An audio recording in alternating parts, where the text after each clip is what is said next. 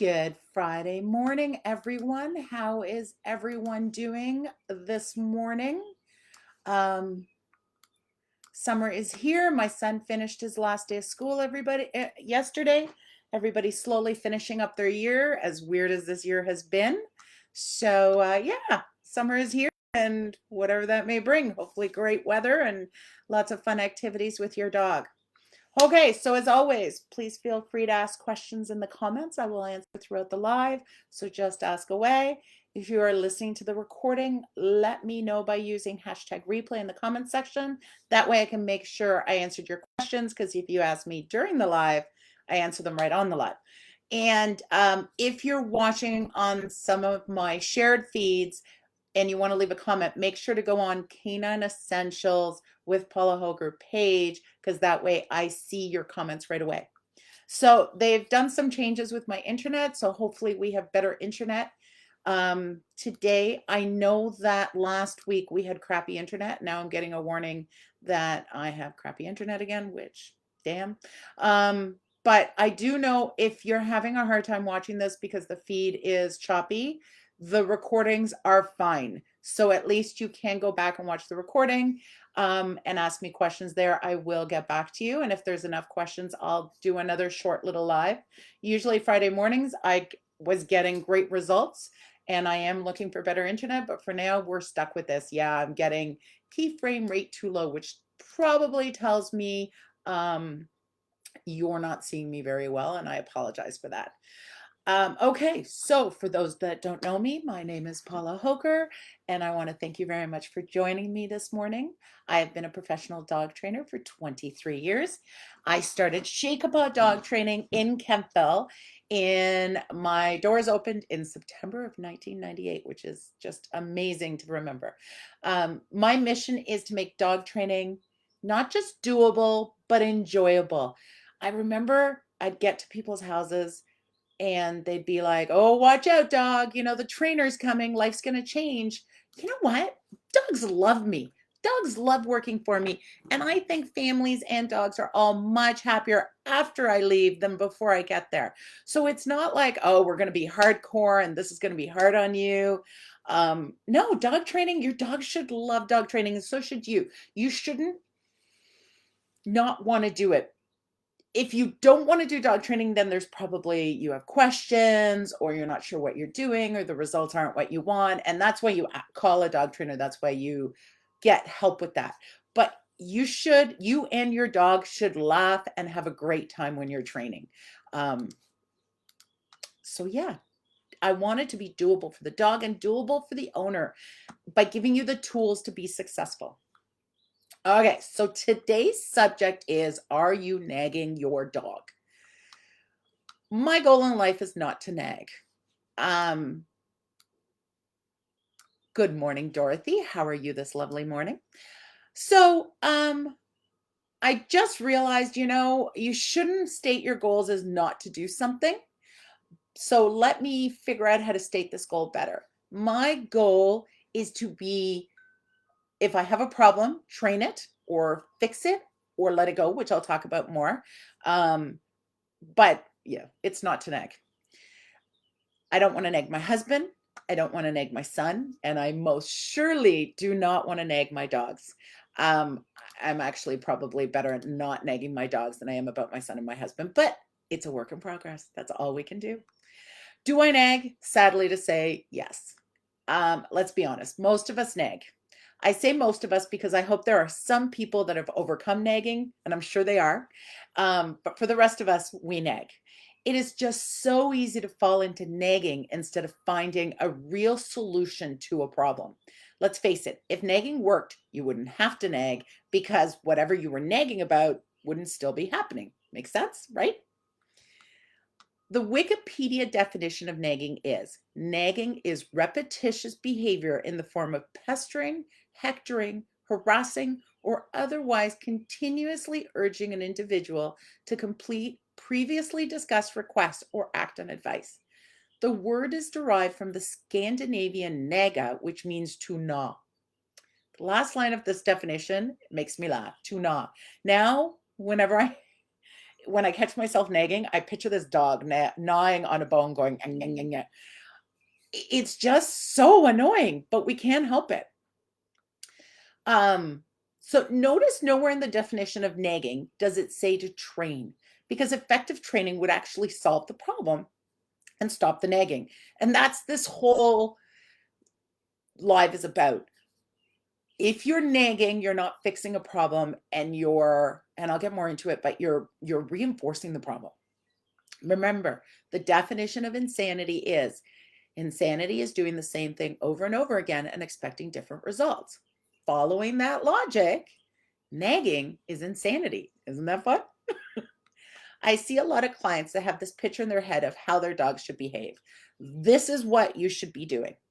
When their dog doesn't live up to this picture, say the dog picks up something they shouldn't, the dog pulls on leash, the dog digs in the garden, the owners end up nagging. Stop it, stop it, stop it, stop it. Every day, stop it, don't do that. Calling their dog's name. Some incessantly, they just can't help themselves. They're so frustrated that their dog isn't behaving the way they should, or at least the dog isn't behaving the way they should in their heads. I totally get this. I am not, if you are like, oh, wow, that's so me, I totally nag, don't feel bad. It's a work in progress. This is all about finding tools to help you be more productive, more effective, not of going, oh, you're such a bad person, you can't stop nagging. I can totally empathize. I used to nag much more, and I used to get frustrated much more. And the more I've let stuff go and accepted some behaviors, the more I'm a happier person. My dog responds. Now I can say, hey, stop that. And my dog's like, oh, where if I start go into that nagging mode, cut it out, cut it out, cut it out, my dogs ignore me completely. It's amazing how that your mental state when you talk to your dog completely changes how they respond to what you're saying. I want you to really pay attention to your interactions with your dog. Do you find yourself nagging? What behavior is your dog doing that is causing you to nag? Don't make excuses. If you have said the same thing more than 5 times in the last week, it is probably nagging. And I was recently at a client's, and every time I said, oh, you're doing this, they're like, oh, but we don't usually. And, oh, this is happening. Oh, that doesn't usually happen. They kept making excuses, and we can't help it. That's defensive. Again, that's just something we do because we don't want to be that person. But try to really be clear on what you're doing. If you catch yourself saying stuff every day or every couple of days, that is nagging.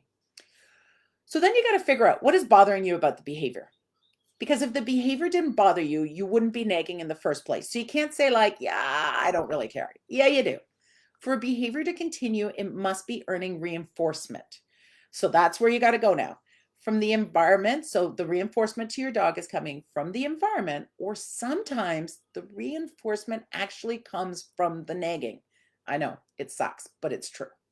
This is why ignoring is a valid form of training. But, and I've done a live on this, ignoring is only a valid form of training till it's not. You can't ignore your dog chewing on your chair leg, and your dog is earning reinforcement from chewing on your chair leg. So that would be not something I'd ever ignore.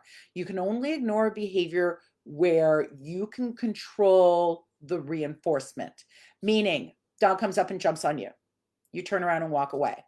While the dog wanted you, you were the reinforcement. So you walking away ends possibility of reinforcement. Then ignoring is a valid form of training. But your dog goes and jumps on your company. Unless they're ignoring it, you ignoring it is not going to change the behavior because the company's reinforcing. What this means is the behavior you're nagging about is going to at best just continue and at worst actually get worse, which if you're nagging about it, you already don't want it. Causing the nagging to get worse, vicious circle. Nagging will also teach your dog to tune you out. If you're constantly picking at your dog learns to go la, la, la, la, la every time you talk.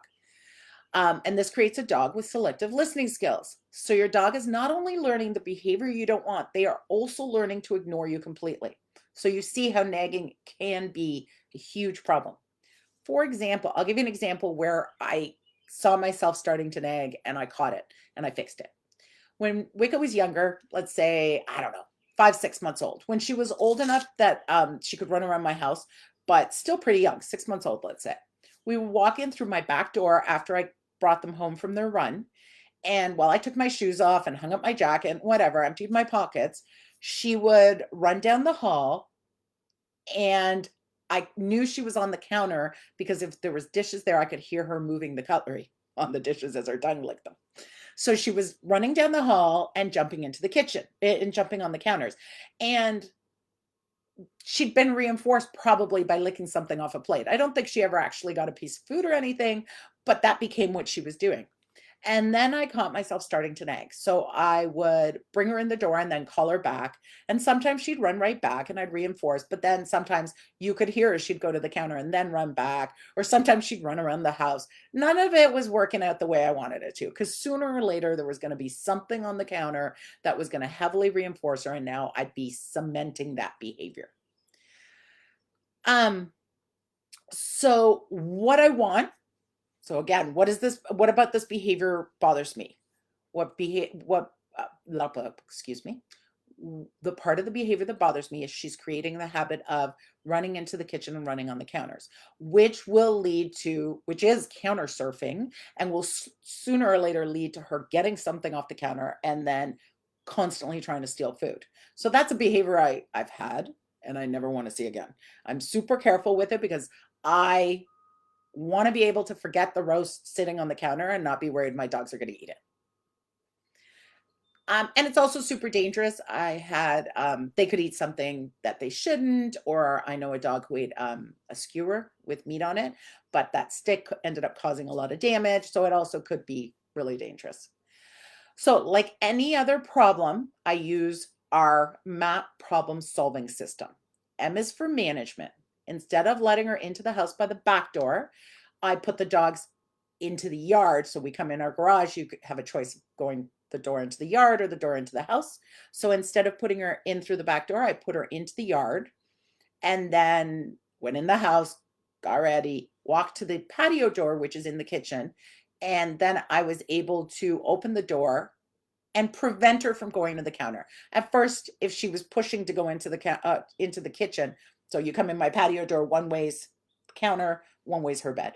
I would just, as she came in, I'd take her by the collar, guide her towards her bed, and reward her for going on her bed.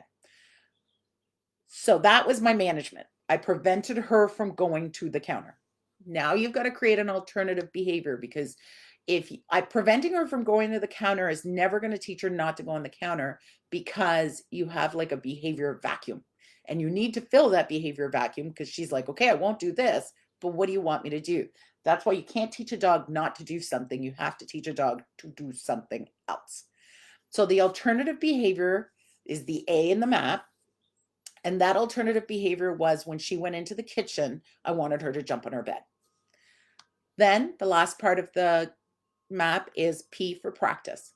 Now you have to set it up so you practice it over and over and over and over till your dog doesn't even think about the counters, because when they walk into the kitchen, their behavior chain is jump on the bed.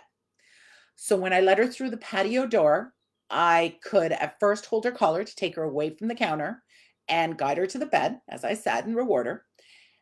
And then as she got more coming in and looking at the bed, I no longer took her by the counter, but I was still standing there. So if she went the wrong way, I could easily stop her, rewarding her on the bed. And this was not just coming in from the patio door. She got rewarded for being on the bed a lot when we were in the kitchen, because I teach my dogs to prevent counter surfing. I teach my dogs to sit in different locations. Each one has their own location while I'm in the kitchen while there's food out. As she got the idea, I gave her more and more freedom, reinforcing the choice to go to the bed and interrupting when necessary the wrong choice of turning into the kitchen.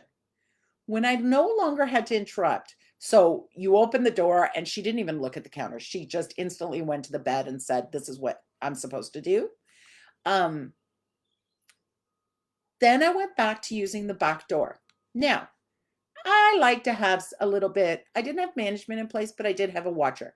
I had my son sitting in the kitchen so that I knew for sure, because what I was worried was that she would run in the back door, run to the counters, and then when she heard me coming down the hall, she would then jump on the bed.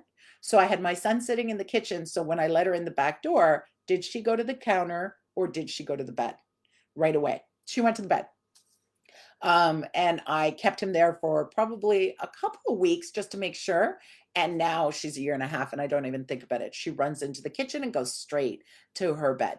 So you keep building the behavior you want, and that will eliminate behavior you don't want, preventing you from nagging. Because remember, this is all about I don't want to nag.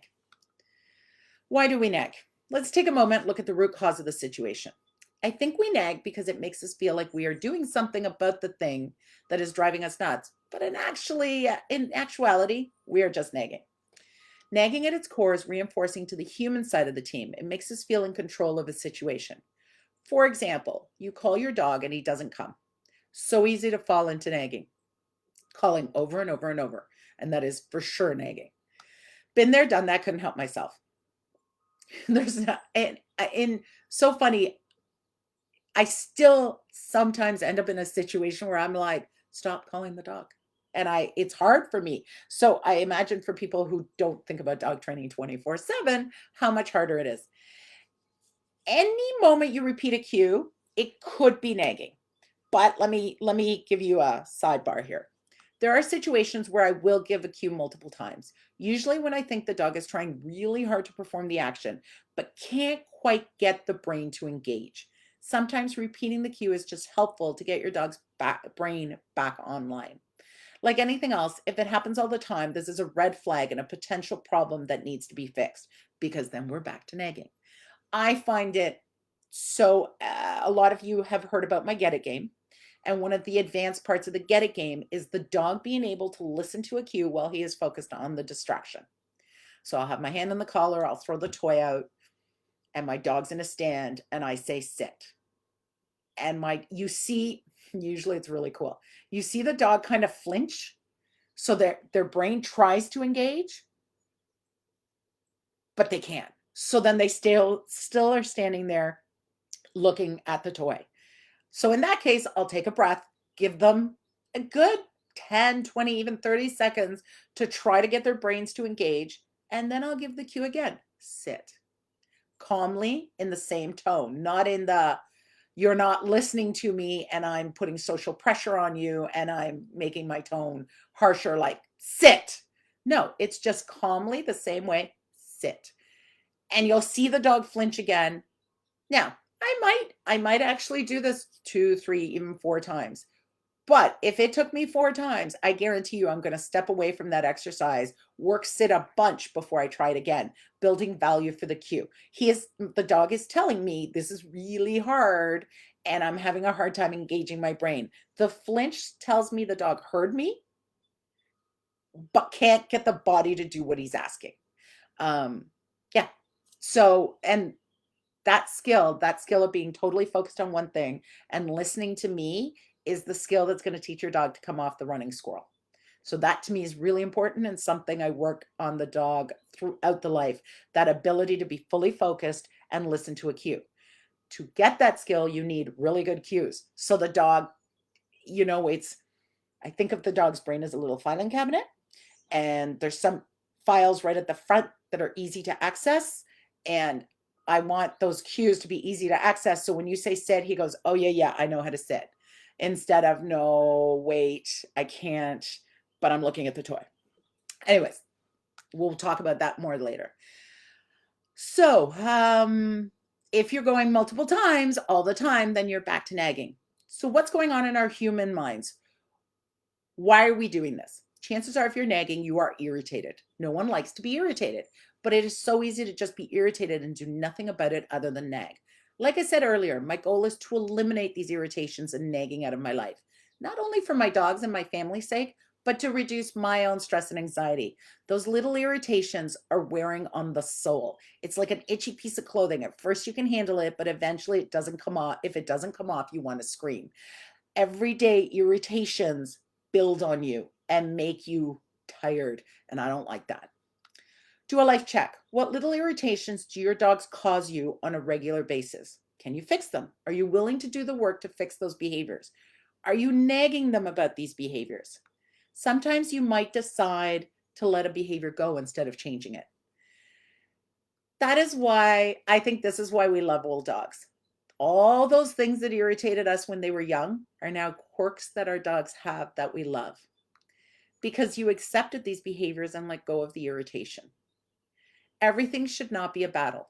In fact, nothing should be a battle. You either let it go or make a plan to change it. This is where I can help. In your consult, this is what we do. We start by talking about all the things that make you crazy and coming up with a plan to start to change them. You don't have to live with these behaviors. Some of them are super easy to change once you have a plan. Sometimes, honestly, it's amazing how quickly you can change simple behaviors. Or you can change behaviors simply by just minor changes in your life.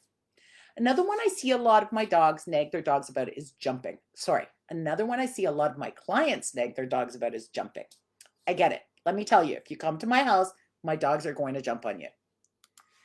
I could train them to. I can. I know how. But honestly, I can't be bothered. The amount of management I would have to do to train it. And it depends what dogs are living in my house currently. Currently, my 2 dogs that live in my house are super, super friendly and love people. Ig's now 11. He'll jump, but not like he used to when he was young. Wicca just loses her mind with people and jumps on them to say hello because everybody pets her. And I can't be bothered to fix it because then I'd have to manage her a lot. And most people they meet not only enjoy it, but encourage it. But that means I have to get over it. Once in a while, I can't help myself. I say something, but I just say it. I don't say it at the dog. I just say it. I'll roll my eyes and say something like, pretend you're well behaved. It's just talking. I don't direct it at the dog. I'm not in that nasty train of mind. But by changing my mindset and language around the behavior, I can help diffuse my own reaction about the thing. And once that is changed, I can release the need to nag. It's an alternative behavior for me, the human dog owner. When I see my clients, they say jumping is one of those things they really want to fix. But if you watch them long enough, most of them are rewarding the dog for jumping. There are many situations that they actually don't mind when the dog is jumping. They pet them or they talk to them, or sometimes they even feed them a cookie when the dog jumps. When I point it out, they say something like, well, I can't help it. She's so cute. Sometimes they don't even realize they're doing it. Reality check. You can't let your dog jump sometimes and expect them not to jump other times. You can't reward your dog by greeting them when you get home from work by letting them jump all over you and yell at them for jumping on you when you are dressed to go out for the evening. If your dog is allowed to jump on you, almost 100% guaranteed he's going to jump on strangers. How can you expect anything less, right? You've reinforced the jumping. Here's a common situation that I see with clients. Let's say your neighbor comes over all the time. Walks in, your dog jumps on him and he pets him. Doesn't bother you at all. Your neighbor loves your dogs and he is one of your dog's favorite people. You say nothing. You really don't even notice. It's just a thing. Now you have a party and your dog greets every single person that walks in by jumping on them. Some people will be fine with it, but others will not enjoy it, possibly even yell at your dog. This is where the nagging will start to happen. The rules have changed. No one wants to make their company uncomfortable because your dog is jumping on them. No one wants their neighbors to go home and gossip about your bad dog who's jumped all over them. Societal rules are a huge reason why we humans act the way we do. We are social creatures after all. What others think, even unconsciously, matters a lot to most of us. So you start to nag your dog to stay off the company. It doesn't work, but you don't know what else to do. Remember, teaching your dog to get off will never teach your dog not to get on. The nagging will usually get your dog even more excited, making the jumping worse. It's a really slippery slope. Soon your dog will start taking a cue before people even come into your house. You'll start teaching your dog that when people come into the yard, he should get crazy excited. And I honestly don't mind if my dogs jump, but I don't like the crazy jumping. That's totally different. The walking up and going, hey, how are you? Let me jump on you. The manic, that drives me nuts. By the time they get to the door, the brain is long gone and they jump all over them worse than even before. The small, polite jumps turn into a circus of crazy canine energy. And now this becomes even worse if you have multiple dogs, which is the exact opposite of what you want, right? most people now are starting to go, hey, COVID's ending. I get to be out in public. I get to have people over. But I don't know what my dog's going to do. Are you fearing the end of COVID and the return to socializing? Maybe you got a pandemic puppy or a new to you adult dog and you just haven't been able to prepare them the way you hoped you would. Are you worried now that your dog is going to be how your dog is going to behave with company? Your dog may be super friendly or worried or shy. Your dog is great with you and your immediate family, but gets oh so excited with strangers. You haven't had the opportunity to practice.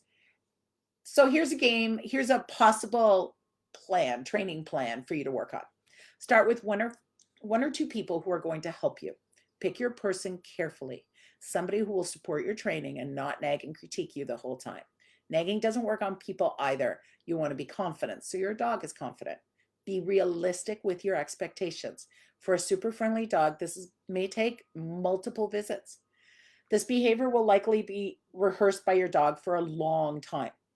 You can't fix that in one session. Band-aid solutions that stop behavior in the moment do not hold up long term. Yes, social media is full of those crazy one-session transformation videos, but you're only seeing a highly edited moment of a dog's life. Remember that. Lasting behavior change takes time, patience, and repetition. Of course, the more you've had your dog out in public and practice good social skills, the easier this will be. Practice is the name of the game here. Here's the setup. Decide what entrance you are going to work on. Stand as far away as you can from the entrance with your dog on leash, and if necessary on his head halter or whatever anti-pulling device you use. If you haven't watched the last week's free mini workshop on anti-pulling devices, the link is going to be in the show notes. Have the person outside the gate to your yard. Work a couple of easy skills with your dog, setting the sight that this is a training session.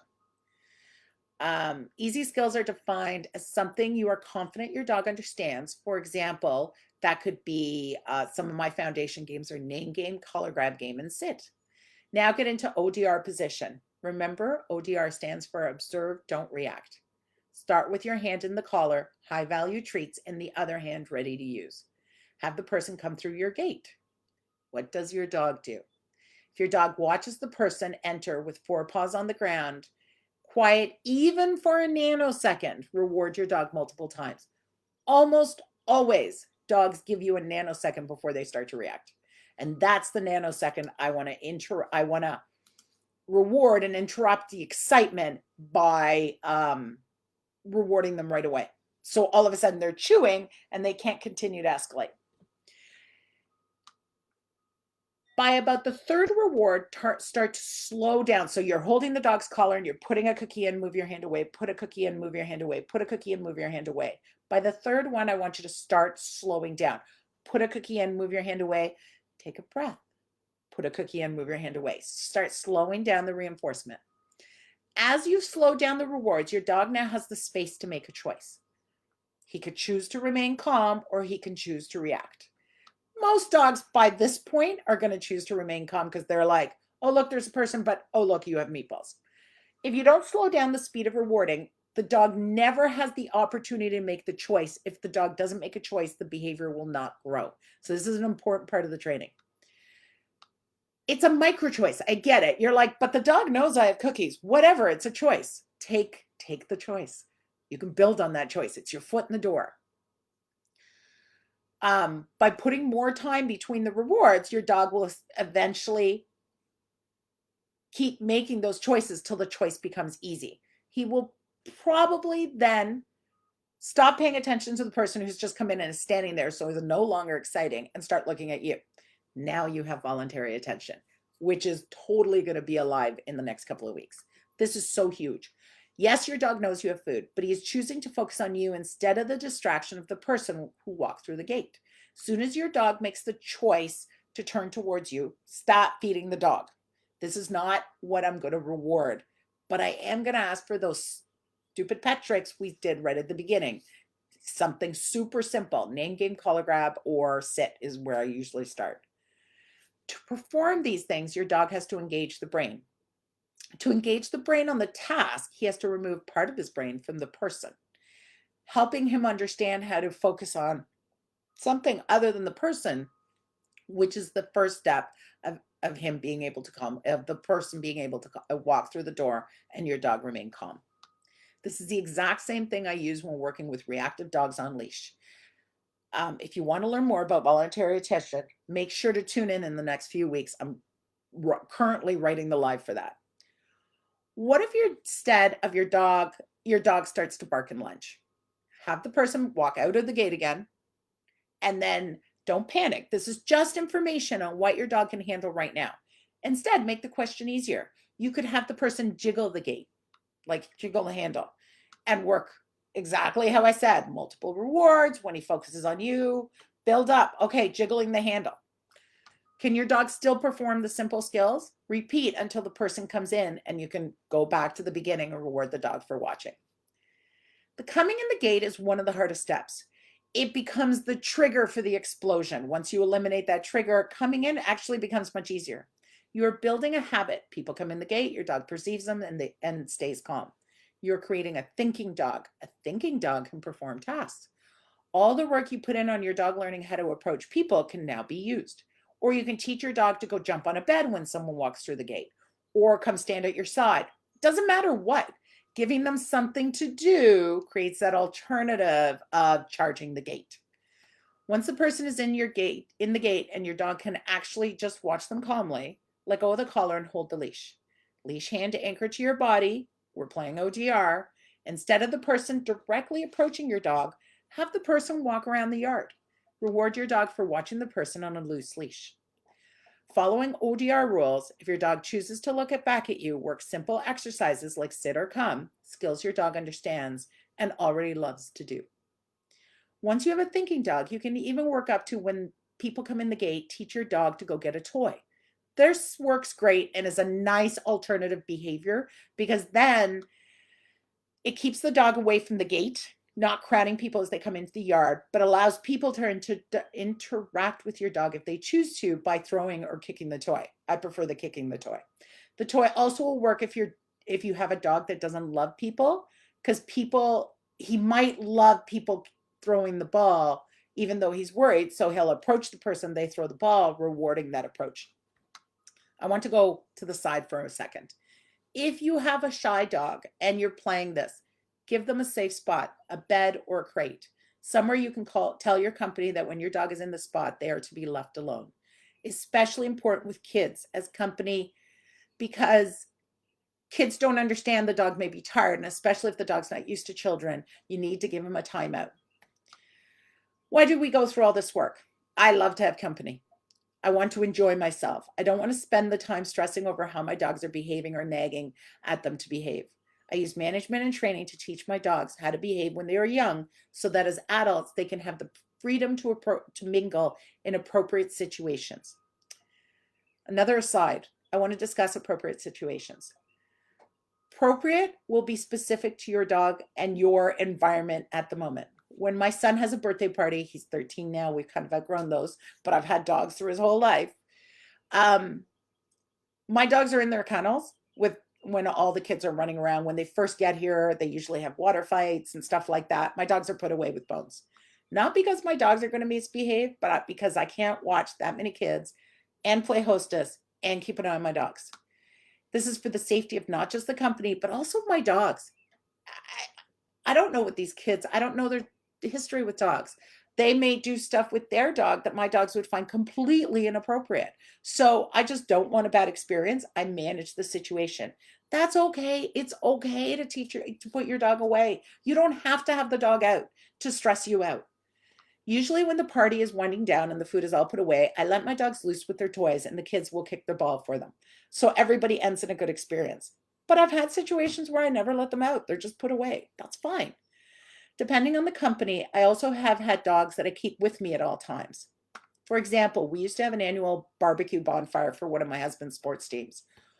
One of the guests insisted on over-petting one of my dogs. My dog was really soft, and this lady liked to rub her head on my dog's head, and the dog really hated it. And she'd already growled at the lady, and I saw the lady didn't understand that information. So that dog stayed with me the whole party. Either I put her away or she stayed with me. That kept my dog safe, and I didn't have to nag the lady to stop touching the dog. Back to the backyard training. When I'm training this for the first few times, resist the urge for the person to approach you directly. That makes it much harder for the dog. Remember, you want to build success. Every step that person takes will get the dog more excited and eventually go over threshold. Your goal is to associate people with staying under threshold. You want success. So instead, have them wander around the yard and work on it that way.